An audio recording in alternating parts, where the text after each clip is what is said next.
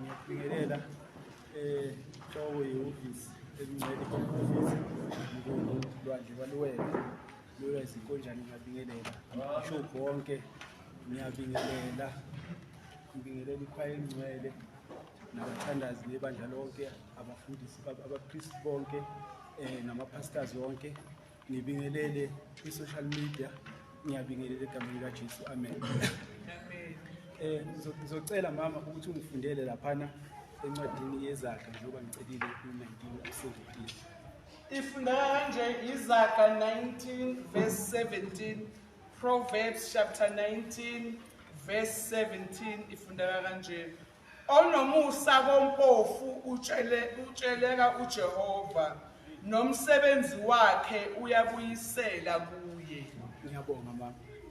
Into ebalekile la ebengiyifuna kwi-message yami namhlanje ukuthi uma ungayiqaphela incwadi yezaga nje uyifunde usuke kuverse 1 wehle nayo uchapter 1 wehle nayo kuzohamba kuvela ukuthi le ncwadi ibibhaliwe ukuze sikwazi kuba nendlela efanelekileyo noma eqotho esingahamba ngayo sikwazi ukuphumelela sikwazi kuba nokuhlakanipha. Uma ungayifunda nje yonke incwadi yezaga uhambe nayo, kodwa ke namhlanje la ekuthenini oboleka ompofu opha ompofu uboleka uJehova. Kodwa la kunama terms and conditions, kunalimilawana.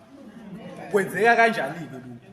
uNkulunkulu indlela ayifuna ngayo lento akafuna abantu abazothi babenikelile bese behamba beshaya icilongo ukuthi umbona nje ugqoka ijazi lami uphiwe yimi leli jazi, umbona nje phethe isikhathi sami chips uzama ungitshela lesikhathi njengoba ngisiphethe nje sathengwa uwe quiz. Akakufuni lokho uNkulunkulu. Ngicela ungibambele mama kuMateyu 6 sizi ukuthi uNkulunkulu uthini evesini ka3 ufundeka kanje, Matthew 6 verse 3. Kepha wena nxa wabela isipho isandla sakho sokhohlo masingakwazi esikwenzayo sokunene. Le nkulumo mawuyifunda nje umuntu phaqa ungekho emoyeni Jobe, umuntu nje phaqa ngesizulu ngolwimi lebele. Ithini le nkulumo? Ithi lesisandla asingazi ukuthi lesi siphe wena. Ihaba ke lelo nkulumo yesizulu. Kodwa masungena kwezikamoya thina siyazi ukuthi singamalunga omzimba aphelelisiwe ukuze asingamalunga aphelelisiwe ukuze wakhe umzimba kaKristu. Manje le nkulumo ithi ke uma ngijobe ungiliftile njoba ngingenamoto nje kulezi insuku ungahambi umemeza uthi umbona nje ufike ngami.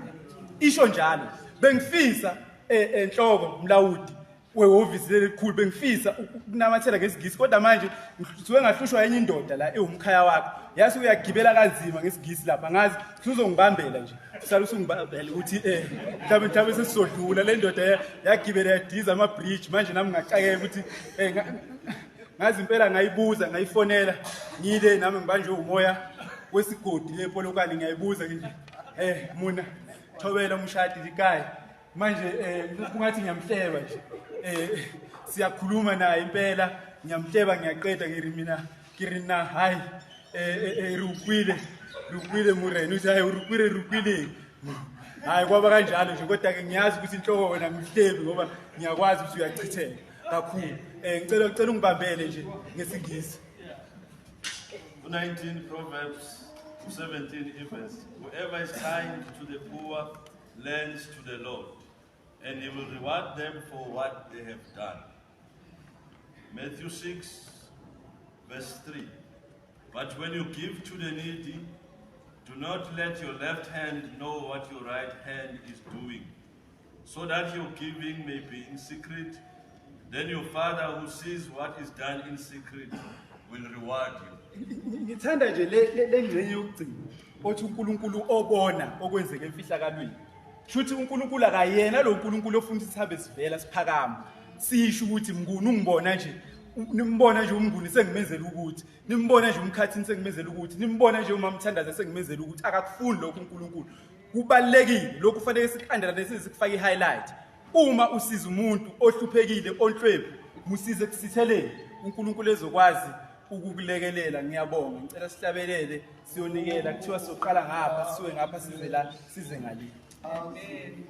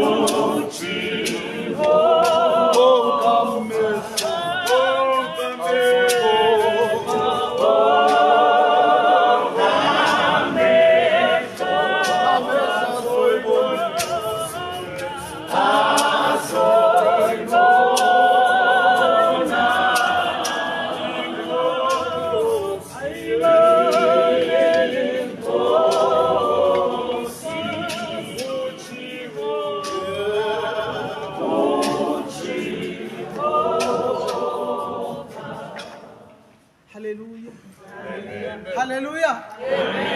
Hallelujah. Glory to Jesus. Hallelujah.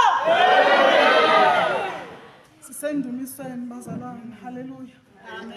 Uthi uDavid lapha kumaHubo 24 verse 3. Uthi ngubani uyakukhuphukela entabeni kaJehova? Ngubani uyakuma endaweni yakhe engcwele na? Hallelujah. Uthi ngubani oyakuma endaweni yakhe engcwele? Hallelujah. Ingoba yena ungcwele. Hallelujah. Yena yedwa ungcwele. Hallelujah. Ngubani oyakuma endaweni kaJehova engcwele na? Hallelujah. Inkosi yomusa mayinibusise bazalwane. Kubalulekile masendumisweni ke sikhohlwe ikho konke, ukukhohlwe na umuntu oseduzane kwakho, ukushiye nezinkinga zakho, kodwa ke uye kuyena uyomdumisa. Yena yedwa ngoba uphakeme, akekho njengaye nolinganiswa naye. Inkosi yomusa mayinibusise bazalwane, uNkulunkulu kuphela. Ngithi mangibheka imvelo, haleluya, ngibone yena, haleluya, mangibheka ulwandle ngibone yena, haleluya, ngoba izwi lakhe yilona kuphela eladalayo lenza kungekho kube khona. Inkosi yomsimbusisi. Hlanzi inhliziyo yami,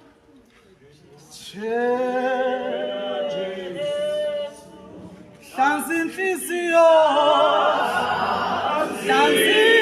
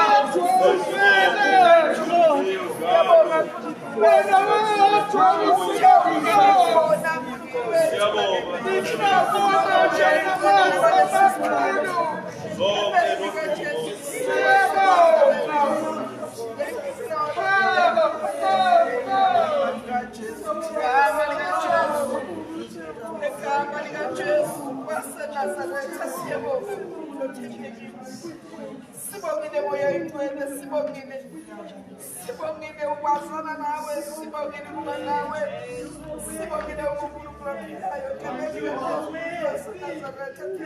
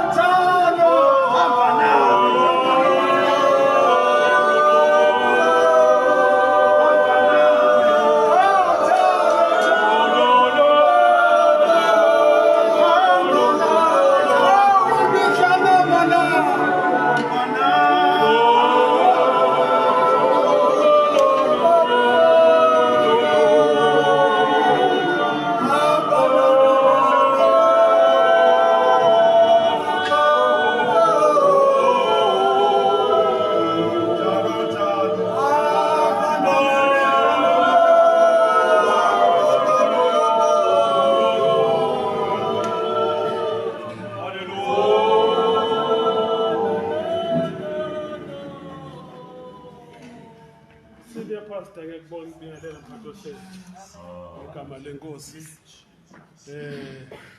Cela ukubingelela amabishop ngoba the Holy Office ngathi iphumile.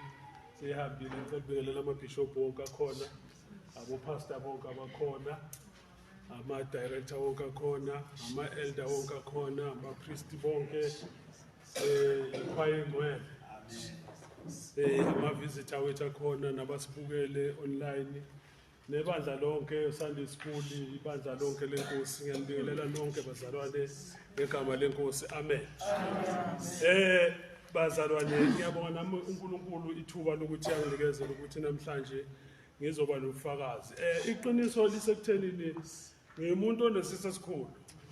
Amen. Ngumuntu nje onesisa esikhulu uma sekiwa ezweni kula ngatatazeli khona. Kodwa ke ngenxa yesikhathi kula engibona khona ukuthi fanele ngithi ngoba indaba bengihlelile bekungasiyo le ethi kitlaba mkhutswana. Yayibona. Bengihleli indaba nje egcwele.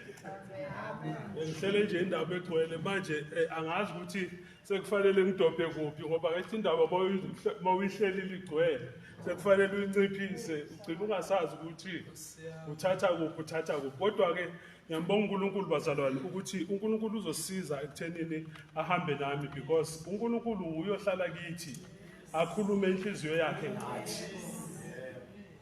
Uma singakufunda lokho ukuthi uNkulunkulu uhlala kithi akhuluma inhliziyo yakhe ngathi. Lapho ke kuzosiza ekuthenini umuntu azi ukuthi ulalela kuqala uNkulunkulu ukuthi uthini angalaleli imizwa yakhe. Kodwa ulalele ukukhuluma kuqala kaNkulunkulu. Yingakho ke uma ubuyiwa endabeni kaNkulunkulu kufanele uqala uyifihle kuqala kwelikamoya ukuze ulande izinto zikamoya uzilethe ebandleni. Ngoba mawulanda izinto zakho ufuna ukuyiletha ebandleni uzozo omunye sekathi niyamuzwa ke manje lento ayikhuluma ngoba awuzange ulanda idlelo uthi uJesu ozwa izwi lami uyangena phume athi afumane idlelo ngoba njengoba sikhona silethelwe ukuthi sizoletha idlelo ebandleni likaNkulunkulu ukuze ibandla likaNkulunkulu lidle kahle ukudla okunonile. Cela ukufundele bishop wakhe. Nkosi yami. Izwi lenkosi solithola ku 1 John chapter 4 verses 1 and 2. uJohane umpostoli wokuqala isahluko sesine uverse 1 and 2. 1 John chapter 4 verses 1 and 2. Hlolani omoya isihloko. Bathandekayo maningakholwa ibo bonke omoya. Kepha hlolani omoya ukuthi bangaba kaNkulunkulu yini. Ngokuba baningi abaprofeti bamanga abaphumele ezweni. 2. Yazini umoya kaNkulunkulu ngalokhu. Bonke omoya abavuma ukuthi uJesu Kristu ufikile enyameni bangaba kaNkulunkulu. Amen bazalwane. Angazi ngingene kanjani njoba ngishilo kule ndaba ukuthi ngigcwele umthetho wami kodwa ke ngizozama ukuthi bazalwane ngingene kancane bese ngihlala phansi. Uthi umbhali wale ncwadi hlolani omoya.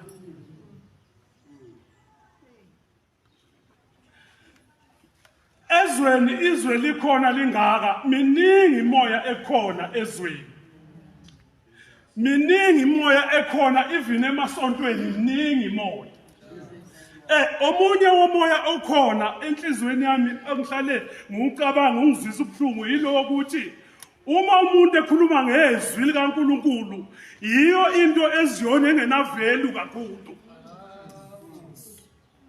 uSathane ufakile umoya wokuthi uyabona uma singahlabelela sihlabelele kamnandi iyatrenda indaba yakhona ivideo yakhona itrend unyaka wonke kuthiwa ayibahlabelele kahle kodwa ezwini uma kuyiwe ezwini izwi uSathane ufake ukuthi izwi lize kamuva. uSathane ukufakile lokho eziyoni ukuthi izwi kube ngazi ukuthi into engenasidingo. Uzwa abafana besho kancane bathi hayi lifakiwe ikhofi kodwa bancane obezwa bathi usiblessile uNkulunkulu ngezwi lakhe. Omunye umoya loyo njengoba athi lo mbhali hlolani omoya. Ngamanye amagama ke lento ibiza ukuthi ukwazi ukuhlola fanele ukuthi oqala nawe ube kwelikamoya. Ngoba angeke ukwazi ukuhlola umoya wena ungekho emoyeni. Le ndaba ke ka2 angiphuthume masisha le ethi yiloyo naloyo moya ovumayo ukuthi uJesu Kristu ufikile enyameni. Loyo moya ungokaNkulunkulu. Lalelani bazalwane, le ndaba iqale ngokuthi kufike ingilozi kuMaria. uMaria eyintombi into ezweni lakubo. Lithi ke iBhayibheli uma ifika ingilosi ithi ubusisiwe Maria esifazaneni.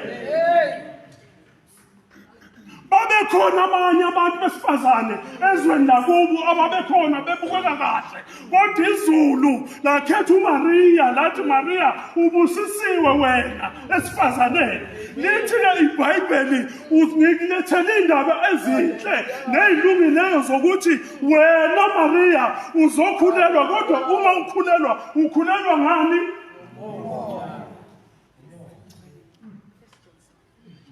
Uma ukhulelwa Maria uzokhulelwa ngomoya. Ngamanye amagama ke awuzukhuleliswa yindoda yenyama, kodwa uzokhulelwa ngomoya. Lento yenza ke ukuthi umoya uma usufikile wamkhuleliswa uMaria. Lithi ke iBhayibheli umzimba wenyama lo kaJosefa wasudla phansi. Ngoba akekho umuntu ongathi ehlala nonkosikazi atholakala unkosikazi esekhulelwe, kodwa kuthiwa akayazi indoda. Ngoba iBhayibheli lithi lo wayengayazi indoda, kodwa utholakala esekhulelwe.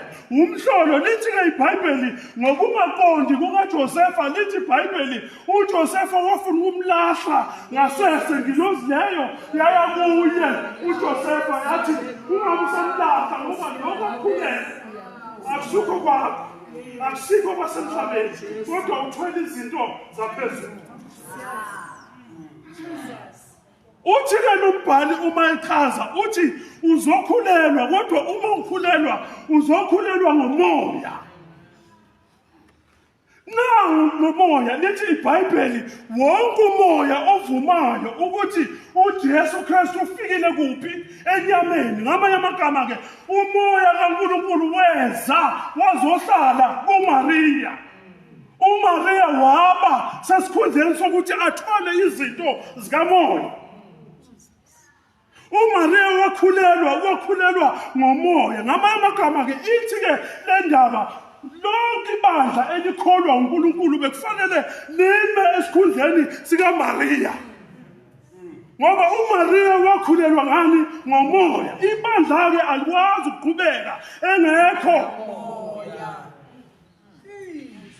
So ngamanye amagama ke babukunene ibandla likaNkulunkulu bekufanele lime esikhundleni sikaMaria, sibe oMaria balesi sikhathi abazokhulelwa ngani?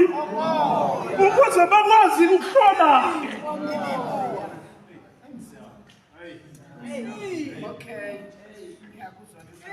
Ngoba ngeke uhlole izinto zaphezulu nawe ungazelwe ngomoya. Lithi iBhayibheli nina senizelwe kabusha kungenembewu ebunayo nephelayo. Ngoba izwi likaNkulunkulu ligolide, liyigugu izwi likaNkulunkulu. Uthi ke lombhali hlolani umoya. Uyazi ke bazalwane, ngifuna ukuya kule nto yokugcina ethi into eyenza ukuthi uJesu angatatazeli uma kuthiwa uLazaro akasekho, ukuthi uLazaro waphila enyameni, kodwa lo uLazaro kamoya efikile kuphi? uLazaro kamoya wayefikile enyameni kaLazaro lo wenyama. ngoba umzalwane nomzalwane kufanele ahambe azi ukuthi le nkonzo ayiphicinanga ngoJesu ukuthi uMaria angene kuJesu, kodwa umzalwane okholwayo lithi izwi likaNkulunkulu uma ungabheka ichapter ka-14 encwadini kaJohane uthi onemiyalo yami ayigcine uyakuthandwa ngubaba, abesethi-ke mina nobaba sizoza kuye sihlale naye. Angithi uyabona-ke ukuthi lo Kristu ufike kuphi enyameni. IBhayibheli-ke lithi agijima amantombazana aya kuJesu athi Jesu ukube bewukhona ngawumnewethu-ke akafanga. Abazi ukuthi uLazaro lo wenyama wavuma esaphila edla kahle ukuthi umuntu lo kamoya onguKristu angene enyameni kuye. Lithi-ke iBhayibheli uma uJesu eselokhu eqhubeka endleleni, lithi iBhayibheli waze wafika isikhathi sokuthi kuthiwa akasekho. Ngelimi elijwayelekile kwathiwa uJesu uLazaro ufile. Lithi-ke iBhayibheli uJesu still nalapho akanankinga yokugijimelana. Yazi why? uJesu wayazi ukuthi okholwa uye noma efa uhlala kuye. Angithi uma ukholwa uJesu ukholwa uhleli kuphi kuye. So ngama amagama Lazaro nyama ufile kodwa Lazaro moya ubuJesu. Njengoba uJesu eshumayela le uLazaro kamoya unoJesu ngoba uthe mina nobaba simunye. So uma umuntu ekholwa ukholwa ngomoya akholwe ebuJesu. Uma kufika isikhathi sokudilika kwenyama izoyidilikela inyama, kodwa uthi uPawuli uma kudilizwa umuntu wangaphandle uwangaphakathi, ngoba ukhona umuntu wangaphakathi, ukhona umuntu wangaphakathi. Lo wangaphandle siyakhoshelana ngaye, lo wangaphandle unyathela ngabantwana, uzwe ngelinye ilanga abantwana basekho, udokotela usebakhathile abantwana. Umuntu wangaphandle angithi akanalo iqiniso. Lo wangaphandle une-hayi, lo wangaphandle noma uyibuka esibukweni uthi uyambuka uyambona ucabanga ukuthi akusuwe, uthi uyaphinda uyabuyela futhi uma uthi uyabheka akutshengise le nto boyibona ekuqaleni. Uze usho wena uthi heyi ngokamnyaka yazi ngalesa sikhathi 15 years back nami ngangidlisa ngangibaba, kodwa ngoba umuntu wangaphandle engenalo iqiniso siyafika isikhathi sokuthi ashabalale abhubhe. Uthi-ke lo mbhali bonke omoya abavumayo ukuthi uKristu ufikile. Bazalwane, uKristu uyafika kuwo, i-choice yakho ozenzela yona. Uyamkhumbula uma ethi ngime eminyango yanqongqotha, kulapho umuntu evula khona angene uKristu, angene lo Kristu, angene lo moya, ungene uhlale nawe, udle nawe, nawe udle nawe. Uthi-ke umbhali uPawuli uma eceda uthi akusemina ophilayo. Angithi uvumile, angithi uyawazwa izwi, mase uzwa izwi wamukela lo Jesu lo moya ukuthi angene kuwo. Uma-ke umoya lo usungenile akusaphili wena, kuphila uKristu. Ngamanye amagama-ke noma ungasashumayelanga esontweni kodwa inkonzo iba kuwo, izwi leli kuwe lishumayeza lona nakuwe. Lento ithi umzalwane uma ekholiwe asekho isidingo sokushumayeza abanye, shumayeza wena kuqala ngoba ulizwi ungene kuwe, and uma ulizwi ukhuluma kuwe. Ngamanye amagama-ke inkonzo kamoya ivuka kuwe, ulizwi ayishumayeze kuwe. Noma usemsebenzini ucabanga iy'nsimbi zabelungu, isinkwa sabelungu, amathibheko anganagama, ngoba sikhonza nabazalwane amanye uyacaphula, usebenza kamlungu uyacaphula, ijoko uyacaphula, itrinko ufaka la, i-5 roses uyathatha ufaka la. Ufike nanguqaba uze kwakho uzovakasha afike umthelele emotiye amathibheko abelungu watshontshile ongawazi ukuthi yini igama layo, nawe usazi ukuthi itrinko yini, i-5 roses yini. Afike-ke umtshela umacabane nomkakhe athi ngifuna itiye beliphuza kabamkhadela. Angithi le tiye ihlangene manje, yabona yena ucabanga ukuthi uphuza i-5 roses kanti sekuhlangene awusalazi umthetho wakhona ukuthi itiye. Uma esefika ekhaya ufuna itiye ayiphuze kahadela, uma benza i-5 roses athi hayi akusilo. Angithi kuhlangene lapha khangele nawe uyathatha afakwe itiye. Ngifuna itiye kwami i-5 roses engelithole kaqaba lenziwe umkaqaba, kanti umkaqaba ubhizi utshontsha amathibheka abelungu wonke angena la kule container. Uthi-ke lo mbhali yilo moya ovumayo ukuthi uKristu ufikile. Bazalwane, uma uKristu efikile, uma ifike kahle uKristu, uma uKristu efike kahle, ngoba iBhayibheli liveza kahle, angithi uJesu waseNazaretha. uJesu waseNazaretha, umzimba lo wenyanga waseNazaretha, kodwa uKristu wasezulwini. Yingakho iBhayibheli lithi bababuza abafundi bakhe, wathi abantu bathi ngubani? Basho abakushoyo, basho abakushoyo. Usethi-ke uJesu, nina mani ngibheka nithi mina ngubani? Usethi-ke lo nguKristu, akasazi ukuthi unguJesu waseNazaretha, kodwa uthi nguKristu, indodana kaNkulunkulu ophilayo. Ngoba uJesu waseNazaretha, kodwa uKristu wasezulwini. Lithi-ke iBhayibheli uma igcina lithi ohlakaniphileyo encwadini yamaDuteronomy ithi ohlakaniphileyo indlela iyaphezulu ukuze adede endaweni yabafileyo phansi. Inkosi yami usindisise.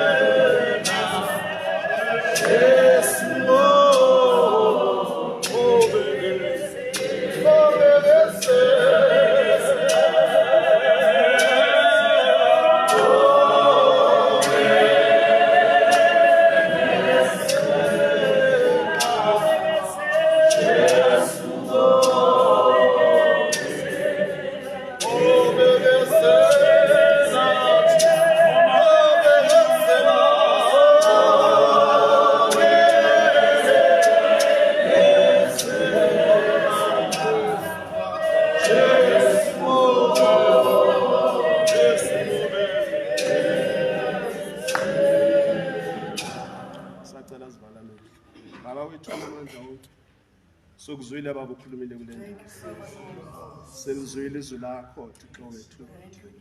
Linamandla lingamadoda siqondise endleleni. Baba sicela ukuhamba ngalo uNkulunkulu wethu. Sazoqala umsombuluko kuze kuyophela lela viki uNkulunkulu wethu. Sicela ukuhamba ngalelo izwi lakho. Sihlale kulo sizinze ngalo uNkulunkulu wethu namandla wonke. Siyabonga egameni elinamandla manje kule phakathi.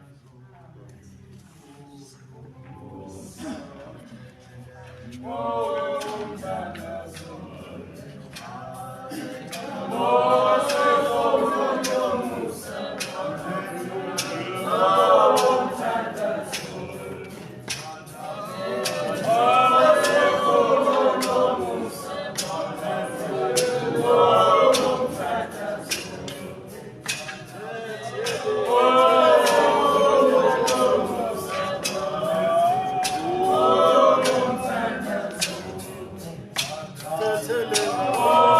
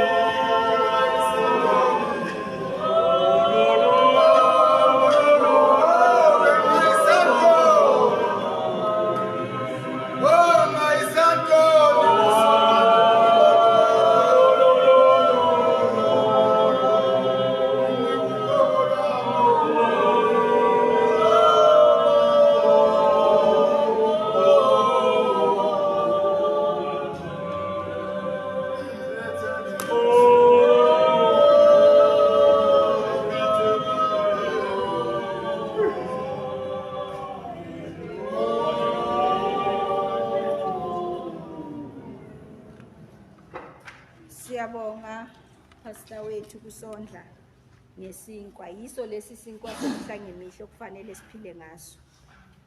Siyandlula siya kuma visitors wethu abasivakashele bonke, sizocela ukuthi beze ngapha ngaphambili. Umuntu uzofika asho mina nginguthabisile owakumene, ngize no Pastor Misiwe, ngizovakasha noma ngize ukuzoyikhetha inkosi ngaphakathi kwebandla le-Believers in Christ. Ngesinye isabelelo ama visitors wethu eseza